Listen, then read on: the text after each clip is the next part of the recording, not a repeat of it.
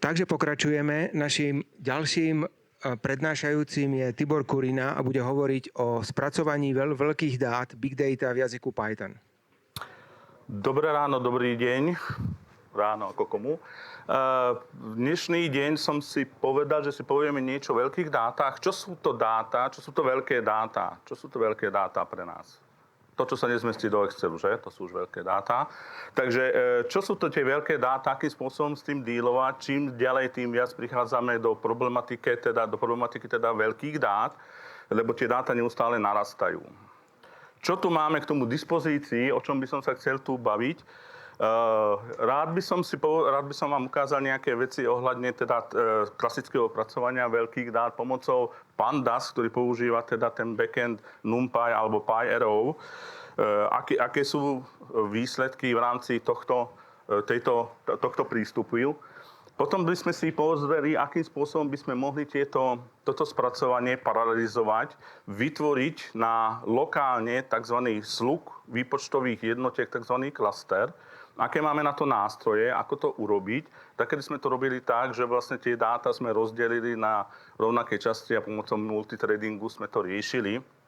Nemyslím si, že v rámci toho Pythonu je to optimálne riešenie a preto tu máme k dispozícii vlastne také moduly, ako je napríklad Dask, eventuálne jeho nadstavba Modin Pandas. Čo to vlastne znamená, akým spôsobom to funguje.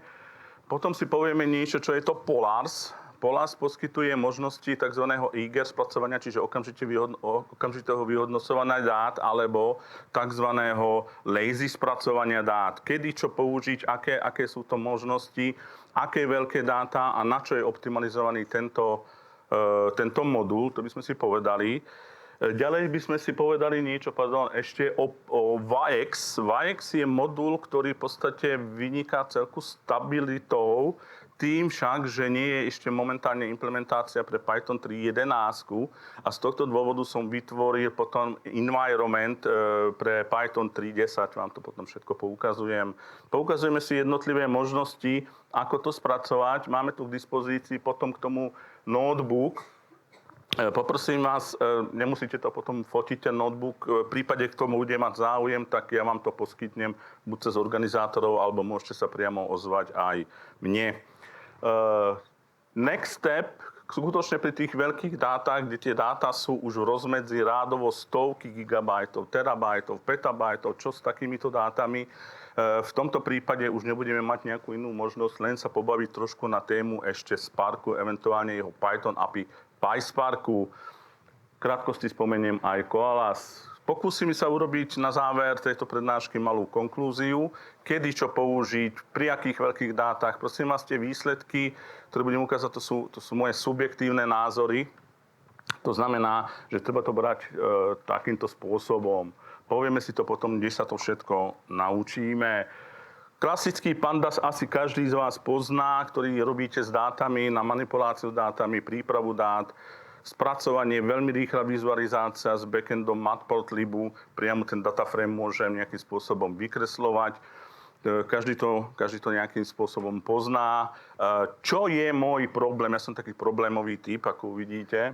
Takže čo je môj problém s Pandas? Neviem, ak máte nejaké skúsenosti, ak máte veľkosti dát rádovo stovky kýl, stovky mega, tak ten Pandas je úplne úžasný nástroj.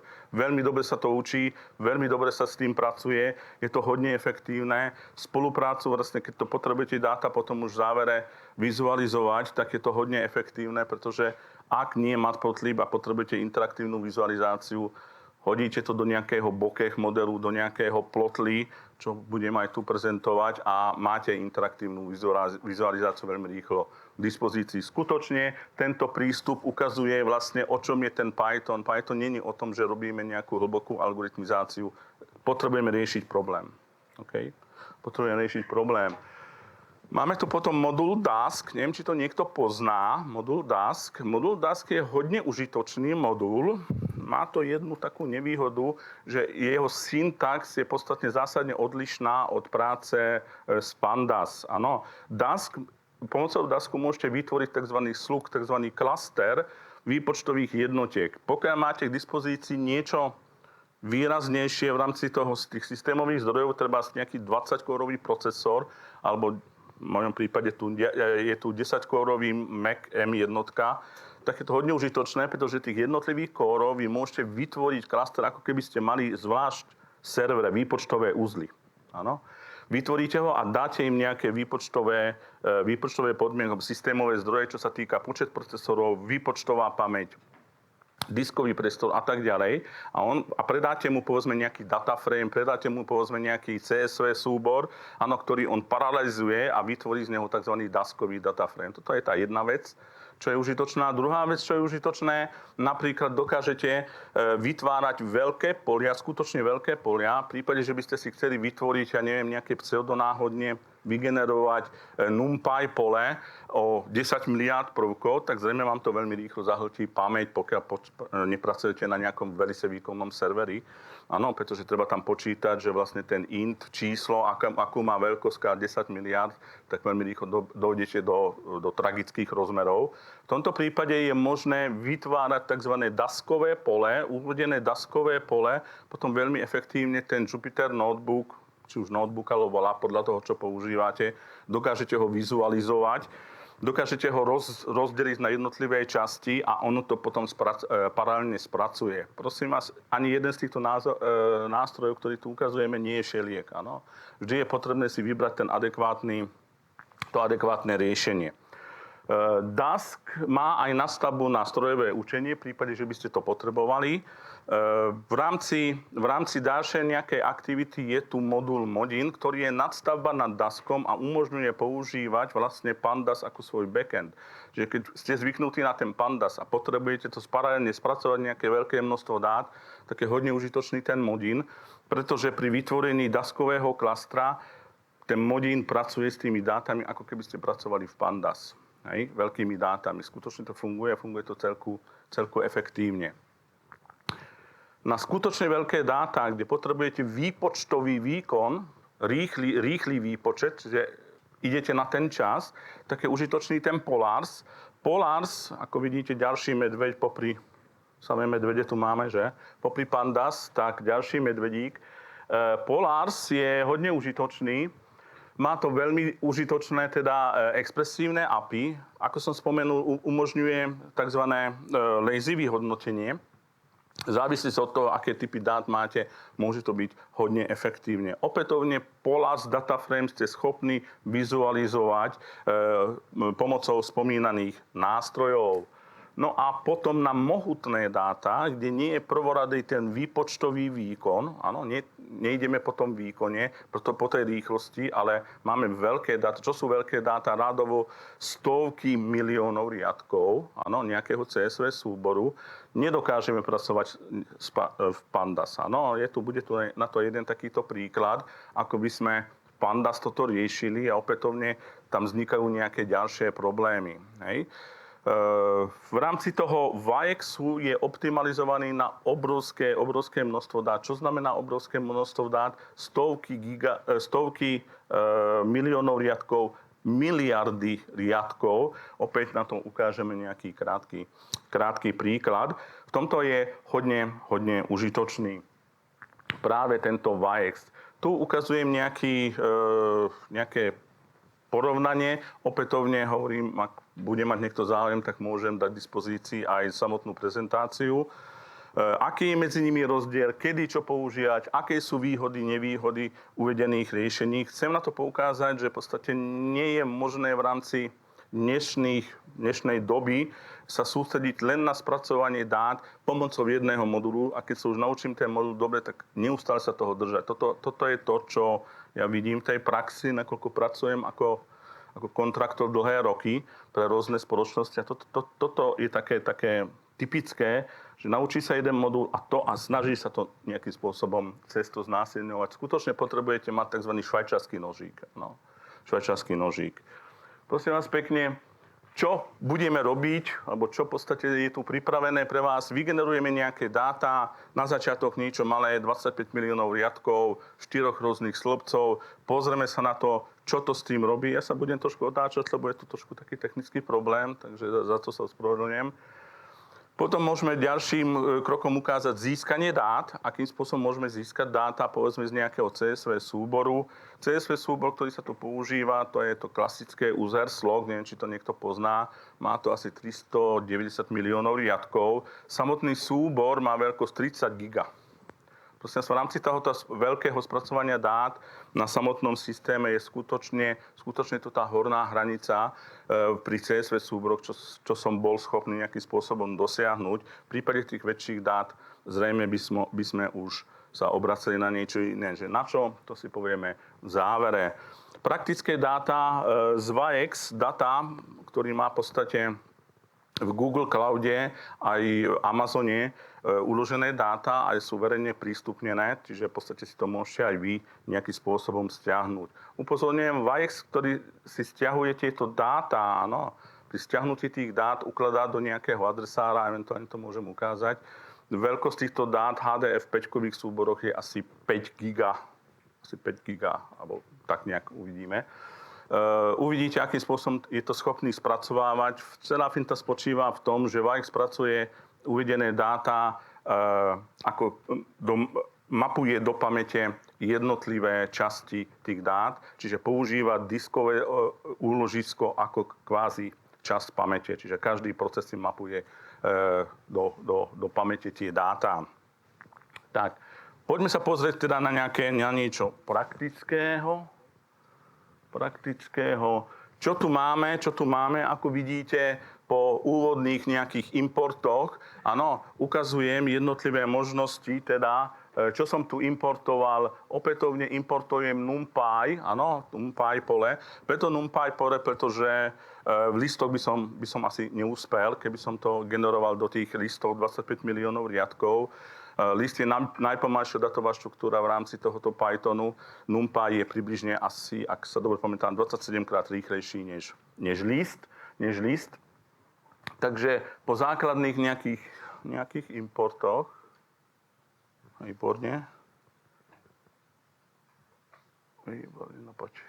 Tak, ako vidíte, ukazujem tu jednotlivé možnosti v rámci tohto vyhodnotenia. Máme tu k dispozícii Python 3.10.13, funguje to aj na 3.10.15, práve som minulý týždeň robil jedno školenie na datovú analýzu a tam sme implementovali teda Anaconda distribúciu. Momentálne teda som implementoval Anaconda distribúciu, je to na jednom Windowsáckom systéme, ktorý má k dispozícii, ako vidíte, 12 procesorov, to znamená procesorové kóry a 46 GB pamäte. Samotné dáta som generoval, áno, takýmto spôsobom, ako vidíte, je tam 25 miliónov riadkov, 25 miliónov riadkov. Veľkosť týchto dát je relatívne malé, pretože ako vidíte, robím dictionary. Áno, avšak, v prípade, že z toho robíte dictionary, ako vidíte, sa to generuje za takúto krátky čas, môžeme používať Pandas, áno, vytvorím z neho Pandas data frame. Všímajte si, že tým, že použijete Pandas data frame, tak okamžite tá veľkosť je podstatne väčšia. Treba sa tu dávať pozor, pretože veľmi často v podstate nepozeráme sa na to, že niekto nám vygeneruje CSV súbor alebo pošle CSV súbor ako export z nejakej databázy. Ten CSV súbor má, 500 mega, 700 mega, 800 mega, gigabyte. A okamžite na to šiahne cez ten Pandas, vytvorí si z neho Pandas objekt.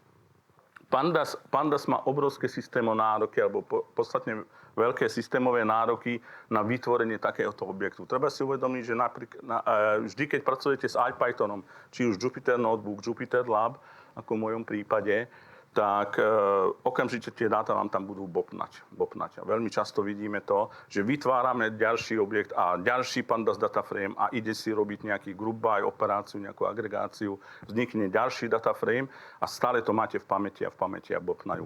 Čiže pri prostredí veľkých dát skutočne si treba na to dávať pozor, akým spôsobom s tým pracovať. Základná nejaká agregácia, ako vidíte, relatívne rýchlo. Tie dáta sú stále ešte 3 giga pri tejto systémovej konfigurácii, kde máme 46 giga pamäte, sa to celku dá riešiť.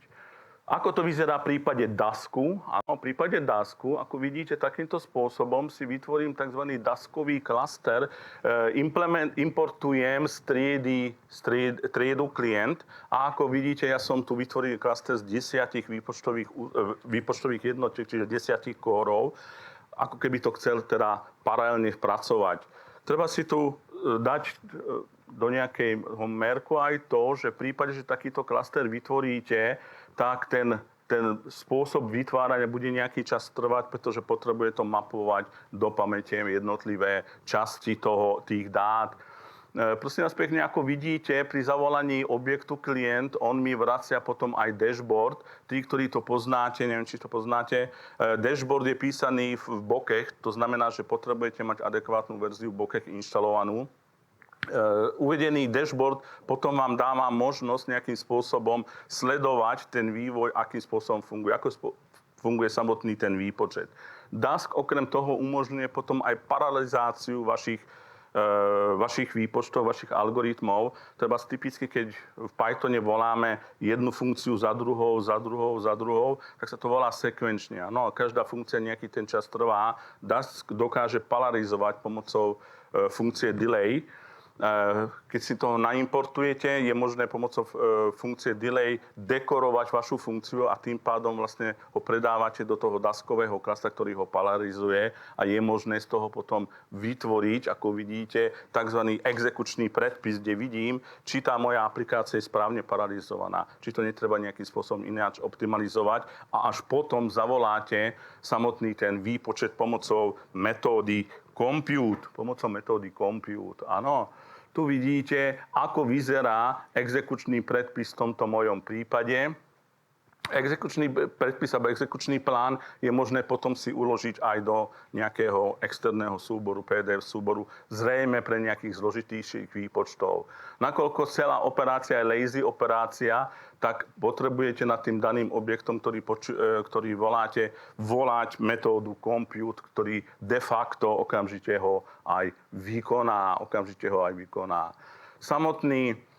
Samotný daskový klaster potom môžete samozrejme počas behu pomocou metódy scale aj škálovať. To znamená uberám výpočtový, pridám viac pamäti pre jednotlivých, dokonca na úrovni threadov to dokážete riešiť. Prosím vás, v tomto prípade, keď budeme vlastne takýmto spôsobom škálovať ten daskový klaster, treba sa na to dávať pozor skutočne, aby ste zbytočne, keď máte 4 procesorové kóry, nevytvárali klaster o 10 výpočtových uzlov a každý bude mať 10 threadov. Dochádza kvázi paralelizácii. Čiže z tohto hľadiska sa to treba dávať pozor. Dask je de facto aplikačný multithreading. Áno, to je to podľa mňa, v čom je Python hodne dobrý. Áno. V ďalšom prípade používam modul Modin, ktorý bol naimportovaný. Opätovne si vytvára klaster tentokrát z 8 procesorových kórov. Áno, tu potom, ak občas trafím na prvýkrát, áno, občas. Jo. No, podarí sa mi to. Občas sa to podarí, môžete si to potom vyskúšať, aby som zbytočne ten váš čas nejak neťahal, výborne. Tak tu vidíme, že defaultne sa vytvára tých 8 výpočtových workerov, áno, a každý má 2 thready, defaultne, pretože ináč som mu to neudal explicitne.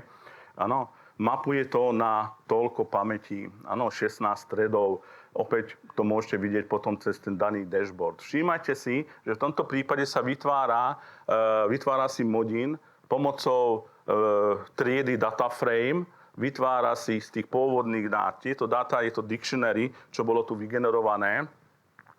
Ako vidíte, úplne rovnako, ako ste zvyknutí doteraz, DF head môže použiť všetky alebo skoro všetky metódy, ktoré vlastne v Pandas poznáte v rámci tej práce. Tu vidíme agregáciu cez value counts, áno, eventuálne cez group by. Som bol zvedavý, či je tam nejaký zásadnejší rozdiel. Vidíte, cez group by to je ešte nejakým spôsobom rýchlejší než pomocou toho value count. Áno, value count. Opätovne už vypínam natrvalo ten klaster vytvorený v predchádzajúcom prípade. V rámci toho Polars, ako vidíte, opäť po importe toho Polars môžeme vytvoriť z daných dát nejaký data frame. V tomto prípade sa to vytvára podstatne dlhšie. Všímajte si, že data frame, ktorý sa tu vytvára, má veľkosť 32 bajtov. Áno, to znamená, že sa vytvárajú metadáta a nevytvára sa reálne tie dáta. Čiže nemáte to v pamäti, že sa vytvárajú metadáta, kde je to namapované, že kde sa to nachádza v rámci tej pamäti tie pôvodné dáta. Áno.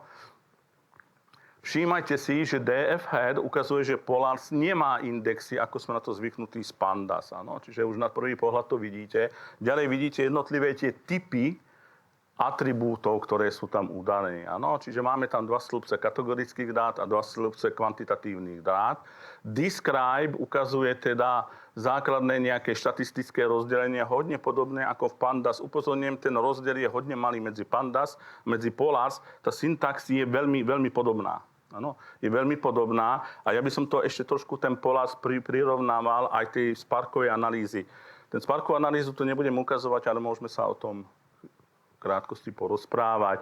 Opätovný group by, všímajte si, tentokrát nevolá metódu na team count ako agregačnú funkciu, ale je to už deprekované v tejto verzii Polarsu a používa metódu len na zistenie toho countu, áno, toho počtu, aký počet sa tam vytvára. Eventuálne si ho zapíše ten výsledok do nejakého CSV súboru, kde si ho opätovne prečíta cez read CSV. Read CSV ho prečíta a vytvorí z neho tzv. Polars data frame, avšak opätovne robí si z neho group by, áno, na ukážku len, avšak potom to nejakým spôsobom môže vyhodnotiť pomocou plotly. V poslednom čase som sa stal fanúšikom plotly, dlhodobo som používal Bokeh. Plotly je hodne efektívny v tom, že v tom Jupyter Notebooku vám dáva hodne dobré nástroje na to, ako vidíte, som to vrazil len do jednej tejto funkcie. A máte tam nejakú interaktivitu, takisto tu hore vidíte nejaké možnosti, môžete si urobiť nejaké výbery a podobne, si to ešte ukážeme. Lazy evaluation. V tomto prípade, ako vidíte, používam nie read CSV, ale scan CSV. Áno, scan CSV, ktorý v podstate naskenuje ten daný súbor. Vidíte, že sa toho vytvára lazy data frame a pri zavolaní daného súboru, daného objektu vám nevráti daný objekt ako data frame, ale vráti vám jeho exekučný predpis, alebo query plán, alebo exekučný plán. Áno, v prípade vykonania group by, áno, opätovný, zase, ako vidíte, sa jedná o lazy operáciu a dostávate len jeho exekučný predpis. V prípade, že máte záujem o tieto exekučné plány, je potrebné mať nainštalovaný GraphViz tak do operačného systému, ako aj do Pythonu. Áno, GraphViz používa v podstate aj zdieľané knižnice Windowsov, eventuálne knižnice z Linuxu alebo Mac OS X, alebo Mac OS 10 teda, keď to používate. A takisto samozrejme je potrebné mať to doinštalované do Pythonu. Jo. Metóda kolektuje, čiže vtedy zbiera jednotlivé časti toho dataframeu. Tie dataframey sú distribuovaní. Jedná sa samozrejme o distribuovaný výpočtový model. Veľmi zaujímavá je táto metóda collect, eventuálne take, v zátvorke nejaký počet, ktorý si len vybere, povedzme, prvých 10 riadkov z toho. Áno, veľmi podobne je to v prípade Sparku, keď to používate Sparkovú analýzu, tiež zbierame distribuovaný dataframe pomocou kolektu. Ako sa na to pozerá Vajex? Vajex, ako som spomenul, ešte raz upozorňujem, je dispozícii vo verzii 3.10. Áno, ten dôvod je taký, že ten Vajex nechce uvoľňovať vždy nové moduly, vždy, keď príde nový Python. Áno, nová minor verzia, alebo minor verzia, keď príde, ale uvoľňuje ho až tedy, keď je o to už reálny záujem a ten modul je stabilný, je stabilnejší, áno, stáva sa stále stabilnejším. Hej. Ako vidíte, tu opätovne číta ten pôvodný dataframe, asi to sa to dá aj pustiť, jo. Vidíte jeho veľkosť. urobí si nejaký group buy. Vajex sa vyznačuje okrem iného aj s tým, že je hodne dobrá integrácia do Jupyter notebookov. Notebook technológia si používate každý. Týka sa to nie len lokálnej notebook technológie, ale treba sa v nejakom cloude, keď ste, ako tu spomínal kolega predo mnou, či už Google Colab, alebo Azure Portal, Databricks. Áno. Hodne dobrá integrácia, čiže pri spustení nejakého akéhokoľvek výpočtu môžete tam dopísať ten progress widget, áno, ktorý vlastne v tom Pandas nenájdeme. Ako vidíme ten progres, ako sa to počíta, kedy to padne, kedy to nepadne, čo musím upraviť, aby to prešlo. Vidíte, že za aký čas to počítal. No a čo tu máme ešte ďalej? Jo, vidí ten head. Ten head opäť má zmysel sa na to pozrieť, ako to vyzerá. Všímajte si, tie indexy sú trošku iné. Describe je hodne podobný a to, čo je úplne úžasný, je info. Áno, samotné info už vám nedáva len informácie o tom, že akého je to typu, ale hneď vám ukáže, vidíte, že ten data frame je no-name, čiže môžete ho aj nejakým spôsobom pomenovať, aby ste vedeli, s čím pracujete. Uvidíme pri praktickom príklade, 4 minúty. Ja som myslel, že môžem celý semester. 4 minúty. Čiže vidíme cez info aj samotné informácie o datových typoch jednotlivých stĺpcov. Vidíme samotné dáta, prosím pekne. Áno, všímajte si, že vidíte head a vidíte aj tail. Na tie dáta sa potrebujete pozrieť komplexne, čiže nemusím púšťať dva príkazy naraz. Jo. Všímajte si jeho možnosť, v tomto prípade som si dovolil malú ukážku z toho, akým spôsobom tu robí group by na stĺpec fruit, kde to agreguje, tá agregácia je tu trošku iným syntaxom zapísaná. Agreguje count, že aký je tam počet. Delay true znamená, že to operácia bude lazy operácia.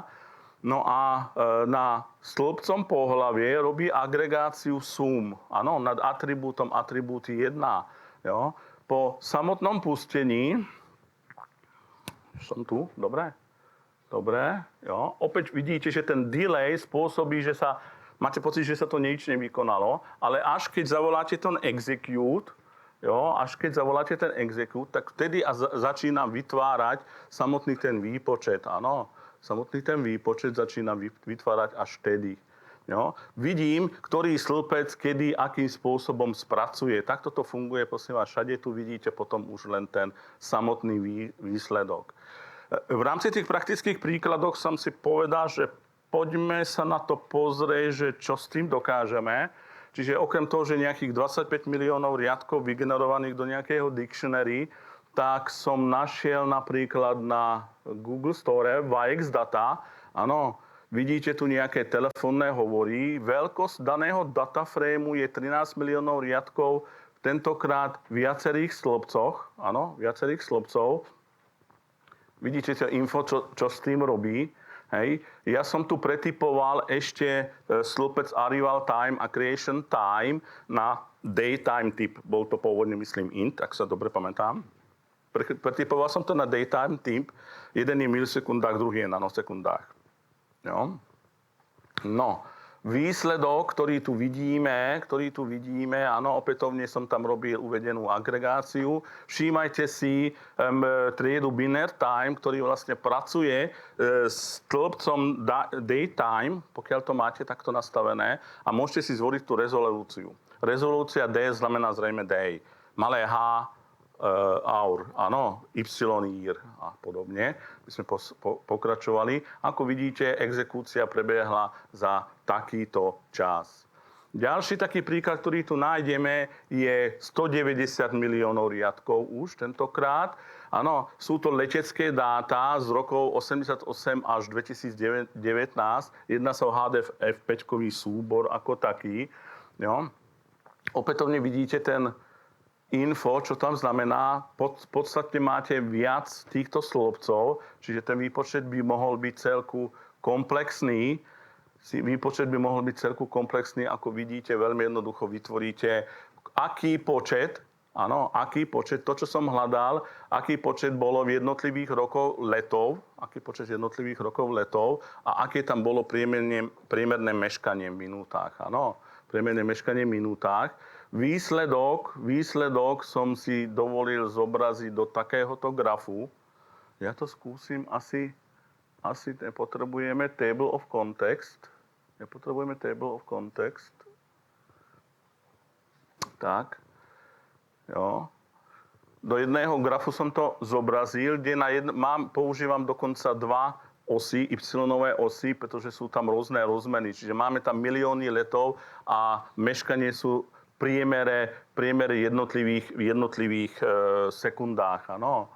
No, ďalší taký problém je spomínaných 390 miliónov riadkov. Je to lokálny súbor user-logs, áno, user-logs, lokálny súbor.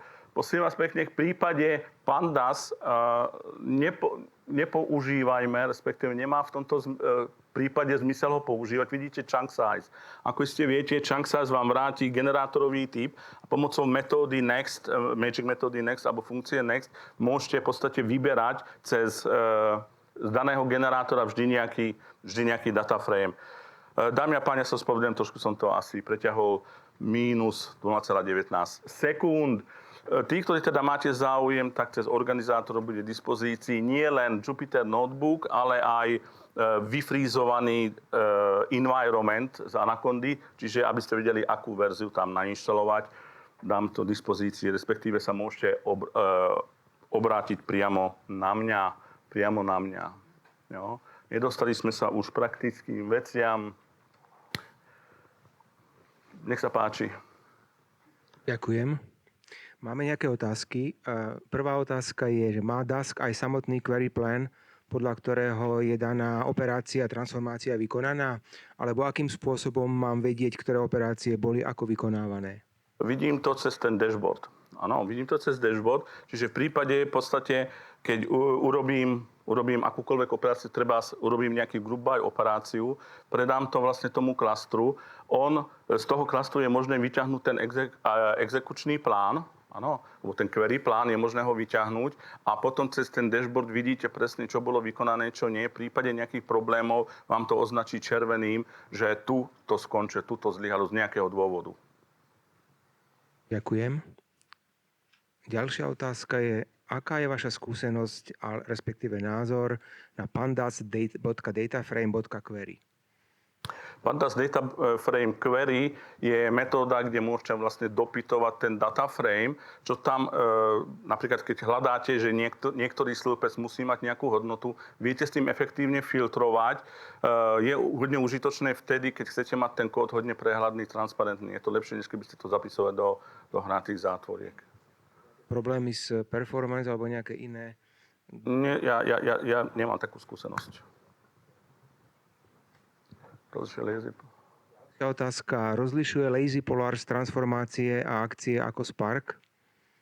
Lazy Polars transformácie presne, Lazy Polar je presne tak isto ako v Sparku. Spark teda by sme používali na veľké dáta, ktoré majú rádovo stovky giga a viac. To sa už nejakým spôsobom nemá zmysel to nasilňovať do nejakého Dasku, ani do Polars, ani do Vaex a je možné v podstate vtedy už používať len ten Spark. Áno, len ten Spark. Čo odporúčate na storage big data? HDFS, S3 alebo nejaká iná DocumentDB? Mám skúsenosti s HDFS. HDFS rozhodne. Dobré skúsenosti? Dobré skúsenosti. HDFS je hodne stabilný, používa replikáciu datových blokov. Veľkosť datového bloku dneska už môže byť, myslím, 256 MB. Aké sú best practices pri selektovaní počtu worker threads a pri vytváraní Dask objektu? Pokus a omyl. Pokus a omyl. Samozrejme, v podstate, tak ako som povedal, treba brať do úvahy to, aby ste nedošli k tomu, že vytvárate de facto len kvázi paralelizáciu, pretože má málo systémových zdrojov a v tom Dasku, dokonca Dask má plugin potom do Jupyter Labu, môžete si to doinštalovať a naklikáte si veľkosť toho Daskového klastra. Ono to veľmi ťahá tomu, že tam narvem, 10 výpočtových workerov a každý bude mať 10 threadov a hneď mám 100 výpočtových jednotiek. Není to úplne pravda a tým pádom ešte degradujete to samotné riešenie. Má Vaex optimalizáciu query plánu ako Spark? Čestná odpoveď na to je, že neviem. Áno, neviem. Nemám s tým až takéto skúsenosti. návrh. Máme ešte trocha času. Skúste niečo z tých odporúčaní a conclusions. V prípade, ak máme ešte trošku času. Aha, nemáme. Máme? Máme? OK. Dobre. Ja, počkaj. Som trošku z toho zmetený. Dobre. Tu. Takže ja som tu pripravil takéto niečo, že kedy, čo by bolo dobré používať.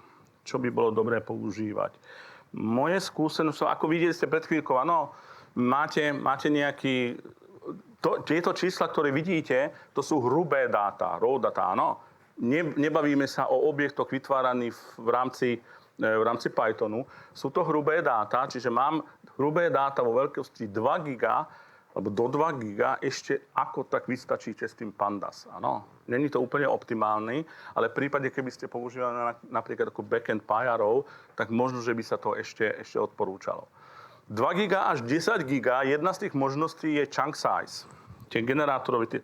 Toto môže byť dobrá vec, ale treba rátať s tým, že keď urobíte chunk size, áno, a máte tam 400 miliónov riadkov a chunk size bude 40 miliónov riadkov a chcete robiť cez tú nejakú agregáciu, tak môže a nemusí to byť úspešné z jednoduchého dôvodu, pretože keď robíte grubaj cez nejaký stĺpec, tak vy nemáte istotu, či rovnaká hodnota daného stĺpca sa nachádza v prvom chunku a nachádza sa to aj v 10. chunku. A opätovne musíte robiť nejakú agregáciu nad tým, hej. Čiže chunk size je nejaká možnosť. Potom 10 giga až 30 giga, tak hodne dobré skúsenosti Modin, Dask, áno. Čiže vytváram si Daskový klaster, ale nad tým používam Modin kvôli luxusu, jo? Kvôli efektivite, pretože vyrástli sme všetci na Pandas. No a v prípade, že potrebujem tú výpočtovú silu nad takými veľkými dátami, tak by som používal Polars. Polars môže byť užitočný aj pri väčšieho množstva dát, ale tam by som už skôr siahol po Vajexu. Áno, pro Vajexu. V prípade skutočne veľkých dát máme tu dispozícii len Spark. Áno, by som odporúčal len Spark. V rámci toho PySpark, ako iste viete, tí, ktorí robíte náhodou Sparkovú analýzu, tak viete, že od verzie 3.1 tak do Sparku je integrovaný aj úžasný modul ďalší medvedík Koalas. Áno, ďalší medvedík Koalas a tým pádom vlastne ste schopní vizualizovať big datové riešenie. Áno. Čiže máte skutočne big datový klaster, kde máte niekoľko výpočtových uzlov, niekoľko serverov, 10, 20, 100 tisíc a tak ďalej. Nad tým vám beží Apache Hadoop a ako výpočtový engine sa používa Spark. Áno. Čo je in-memory výpočtový engine, hodne efektívny. Doteraz sme mali s tým skúsenosti, že Sparkové dataframy nedalo sa vizualizovať a robili sme to, že Sparkový dataframe, potom sme robili tu Pandas, čo je peklo, áno. Hej. Čiže dneska máme úžasné riešenie to robiť cez Koalas, hej. Ďalším takýmto riešením môže byť v rámci tej konklúzie, keď už robíte skutočne veľkými dátami a nemáte v dispozícii, povedzme, Hadoop ako prostredie, tak viem odporúčať riešenie Apache Pinot alebo Apache Druid skutočne na veľké dáta. Ich vizualizácia potom môže prebiehať na Apache čo to je? Apache Superset. Apache Superset je hodne dobré riešenie, pomocou ktorého sme schopní vlastne vytvárať interaktívne dashboardy. Je tu súvisiaca otázka, prečo nevyužívať Vajex, Dask, Polars aj na menších dátach? Dôvod je veľmi jednoduchý, pretože on tie menšie dáta rozdelí ešte na menšie časti. To je presne to isté, prečo hovoríme, že do big datového prostredia spomínaného HDFS súborového systému nepoužívajte, prosím, malé dáta. Ono to není file server. Hej. Je to big datové prostredie, čiže veľké dáta tam ukladáme. Čiže predstavte si, že defaultne máte HDFS súborovom systéme 128 MB datový blok, vy tam budete ukladať malé dáta. Jednoducho to riešenie degradujete a z druhej strany big data administrátori budú šediví ako ja. Hej. Nie je HDFS dnes už zastaralý? Existujú modernejšie alternatívy, napríklad Delta Lake? Áno, ale HDFS je stále považovaný v rámci toho Hadoopu za natívne úložisko. Treba typicky ešte Cloudera. Máme niekoľko inštalácií Cloudery, 6, 3, 4, 7, stále to používa. Ktorý z prezentovaných frameworkov preferujete v kontexte distribuovaných výpočtov a prečo? Jednoznačne Polars. Polars a Vajex jednoznačne. Kvôli tomu, že Polars je optimalizovaný na rýchlosť a Vajex je optimalizovaný na objem. A posledná otázka. Čo robiť, ak potrebujeme paralelizovať UDF v rámci workera aj naprieč workermi? UDF sa myslí ako User Defined Function? Asi áno. User Defined Function v rámci týchto distribuovaného výpočtu hovoríme, že je to niečo nutné zlo. Áno. Čiže on vytvára bottleneck, úzké hrdlo a preto by sme mali k tomu pristupovať len nevyhnutnom prípade. V rámci workera aj naprieč workerov nemám s tým skúsenosti, neviem na to takto z fleku odpovedať. Ďakujem pekne. Ďakujem.